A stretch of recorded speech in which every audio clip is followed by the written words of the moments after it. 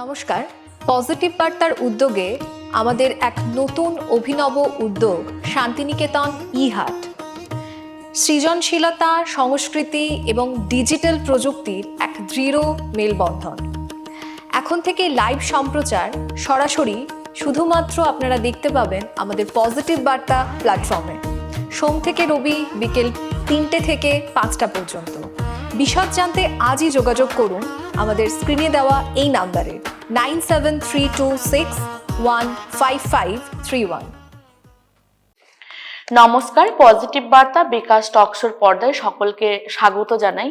আজকে আমাদের মধ্যে উপস্থিত হয়েছেন অধ্যাপক রঞ্জিত গায়েন মহাশয়। আজকে ওনার সঙ্গে কিছুক্ষণ সময় আমরা কাটাবো এই টকশোর মধ্যে দিয়ে। কিছু গুরুত্বপূর্ণ কথা আমরা শুনে নেব। আপনারা জানেন যে পজিটিভ বার্তা বিকাশ টকশোতে আমরা কিছু ইতিবাচক বিষয় নিয়ে আলোচনা করি। সেটা হতে পারে কেরিয়ার কাউন্সিলিং, হতে পারে সমাজের বিভিন্ন পজিটিভ ভাইব্রেশন সৃষ্টি করতে যে সমস্ত বিষয়গুলো উৎসেচকের মতো কাজ করে, সেই বিষয়গুলোকে কিন্তু আমরা এখানে তুলে ধরি। তো আজকে আমাদের মূল পর্ব আমরা রেখেছি যে টিচার ট্রেনিং যে বিষয়টা দেওয়া হয় তার গুরুত্ব কি, সেটা নিয়ে আজকে আলোচনা করব। আমি প্রথমেই স্যারকে একটু পরিচয়টা আমাদের দর্শকের কাছে দেওয়ার জন্য আবেদন করবো। স্যার একটু পরিচয়টা দেবেন। হ্যাঁ, নমস্কার, আমি রঞ্জিত গায়েন। আমি দীনবন্ধু বিএড কলেজের একজন অ্যাসিস্ট্যান্ট প্রফেসর। তো আমি আজ বিকাশ টকশোতে এসে খুব মানে নিজেকে একটু উপকৃত মনে করছি যদি কিছুটা সময় আমি এখানে দিতে পারি। তো ম্যাডামের সঙ্গে আমার পরিচয় হলো, তো এখানে কিছু বলার জন্য আমি ধন্যবাদ। স্যারকেও আমরা ধন্যবাদ জানাই অসংখ্য। স্যার আজকে আমাদের ডাকে সাড়া দিয়ে এখানে এসেছেন। আজকে আমাদের দর্শকরা অনেকেই প্রোগ্রামটি দেখছেন, আপনারা অবশ্যই খুব সুন্দর একটা সময় কিছুক্ষণ কাটাতে পারবেন আমরা যে বিষয়টি নিয়ে আলোচনা করব। আমি স্যারকে প্রথমেই সরাসরি মূল বিষয়ের দিকে ঢুকে যাব। আমরা প্রত্যেকেই জানি যে আগেকার দিনে শিক্ষার যে ট্রেনিং এর মানে শিক্ষার বলতে যে শিক্ষকের যে ট্রেনিং এর সেই বিষয়টা কিন্তু এত ছিল না, কিন্তু এখনকার এটা ম্যান্ডেটারি করে দেওয়া হয়েছে। তো এটা কতটা গুরুত্ব? হ্যাঁ, এটা একটা খুব ভালো কোশ্চেন, যেটা আমাদের যে প্রফেশনাল ডেভেলপমেন্ট, এর জন্য আমাদের টিচার ট্রেনিং যে প্রোগ্রামটা, এটা খুবই গুরুত্বপূর্ণ। এটা আমাদের সেন্ট্রাল গভর্নমেন্ট থেকে এনসিটি থেকে বলে দেওয়া হয়েছে যে উইদাউট ট্রেনিং কোনো টিচার কিন্তু মানে পড়াতে পারবে না বা কোয়ালিফাইড হবে না। তার যদি যত বেশি ডিগ্রি থাকুক না কেন, তার কিন্তু একটা প্রফেশনাল ডিগ্রি থাকতেই হবে। যেমন বিএড বা ডিএলএড এরকম কিছু একটা ট্রেনিং থাকতে হবে। তো এই ট্রেনিং এর গুরুত্বটা হচ্ছে কি, একটা টিচার যখন একটা ক্লাসরুমে যাবে, একজন মানে পড়াবে, তার তো সাবজেক্ট নলেজ থাকবেই, তার সঙ্গে তার প্রফেশনাল যে ক্যাপাবিলিটিসগুলো সেগুলো কিন্তু খুবই ইম্পর্টেন্ট। কেননা একজন টিচার যখন স্টুডেন্টদের সঙ্গে মানে পড়াবে, তখন তাকে একটা মানে তার যে স্কিলগুলো, পড়ানোর স্কিলগুলো, সেগুলো কিন্তু থাকতে হবে। শুধুমাত্র সাবজেক্ট নলেজ দিয়ে কিন্তু সে কিন্তু মানে তিনি পড়াতে পারবেন না। কারণ এখন যে আমাদের আধুনিক যে মানে টিচার ট্রেনিং যে টেকনিকগুলো উঠেছে, মানে চালু হয়েছে, সেটা কিন্তু একটু উন্নত ধরনের।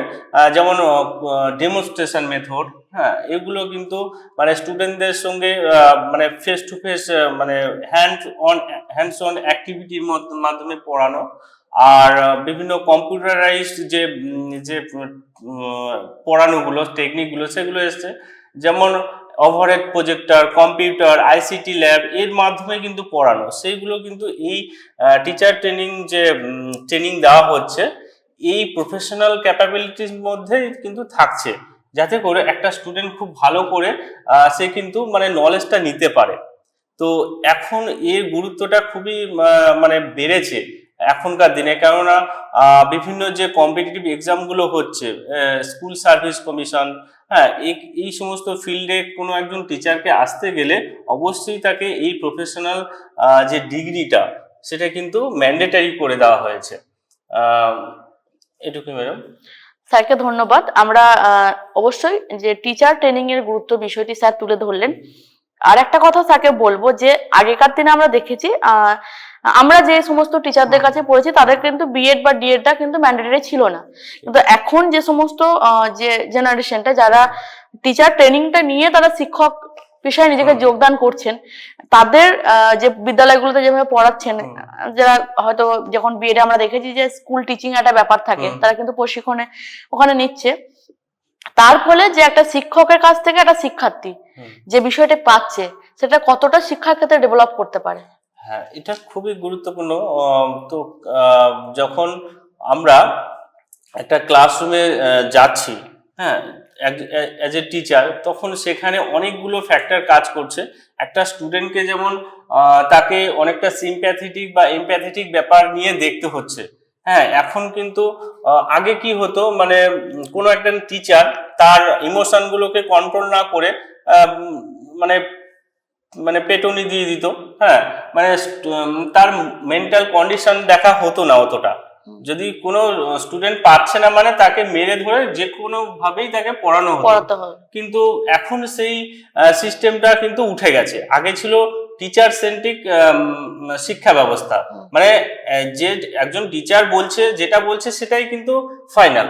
সেখানে স্টুডেন্টদের ওই ভয়ে বলার কিছু থাকতো না, জায়গাটা থাকতো না, অতটা স্পেস দেওয়া হতো না। এখন কি হয়েছে, স্টুডেন্ট সেন্ট্রিক শিক্ষা ব্যবস্থাটা চালু করা হয়েছে, যাতে করে একজন স্টুডেন্টকে কেন্দ্র করে একজন টিচার কিন্তু বিভিন্ন 360 অ্যাঙ্গেলে তাকে কিন্তু মানে পড়ানোর চেষ্টা করবে, বোঝানোর চেষ্টা করবে, যাতে করে সে তার মানে বোঝাটা মানে কিন্তু সফল হয় এবং তার থেকে যে লার্নিং আউটকামটা কিন্তু খুব ভালোভাবে আসতে পারে।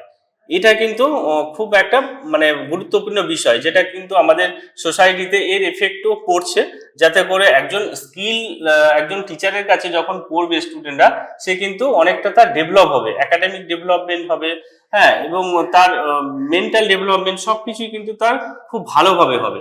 এই গুরুত্বটা কিন্তু মানে এই টিচার ট্রেনিং মানে যে ট্রেনিং এর জন্য, ট্রেনিং এর থেকে আমরা কিন্তু পেতে পারি। ধন্যবাদ স্যারকে। আমরা স্যারের কাছ থেকে খুব সুন্দর এবং সাবলীল ভাবে প্রশ্নের উত্তরগুলো পেলাম।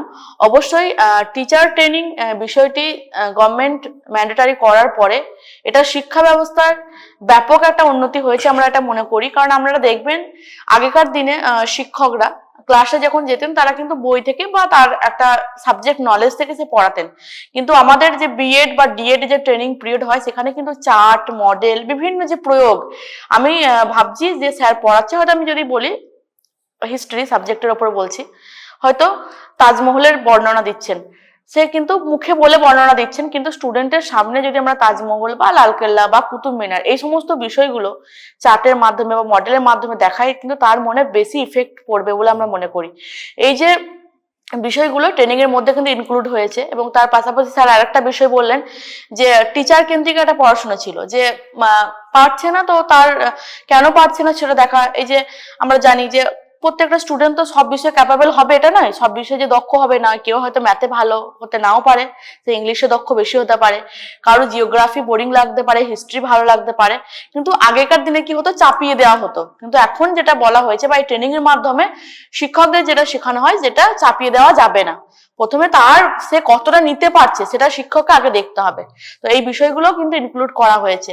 অবশ্যই এটা দরকার আছে, শুধুমাত্র চাকরি বা প্রফেশনালের জন্য ট্রেনিং গুলো নয়, বিএড বা ডিএড যদি কেউ করেন আপনারা, অবশ্যই আপনাদের ব্যক্তিগত অন্য ক্ষেত্রেও কিন্তু ফিল্ডে কাজে লাগবে। আপনি হয়তো একটা কোচিং সেন্টার খুললেন বা নিজে টিউশন করালেন, বিভিন্ন ধরনের ক্ষেত্রে কিন্তু সেই স্কিলটাকে আপনি অ্যাপ্লাই করতে পারবেন।